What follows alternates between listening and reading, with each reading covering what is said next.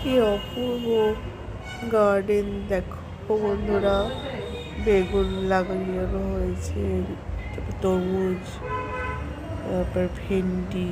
এটা হচ্ছে 100% অর্গ্যানিক। এখানে কোনো কেমিক্যালস বা কোনো স্প্রে বা কোনো কীটনাশক কিচ্ছু দেওয়া হয়নি। কি অসাধারণ টেকনিক। এবং এটা হচ্ছে মূলো, কি ছোট ছোট মূলো, এবং এইগুলো কিন্তু স্যালাডের সাথে খাওয়া যায়। এগুলোকে রান্না করে খাওয়ার থেকে স্যালাড করে খাওয়াটা বেশি টেস্টি আর কি।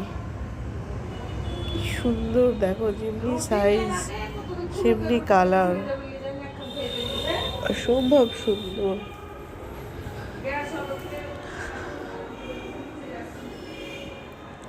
আর এখানে দেখো যে লাল আলুগুলো আমরা শীতকালে সেদ্ধ করে খাই, মিষ্টি আলু যেগুলো, সেই আলু দেখো কি অসম্ভব সুন্দর। মাটি একদম সফট মাটিতে ওরা ওদের ইচ্ছে মতো করে বেড়ে উঠেছে। সত্যি অপূর্ব।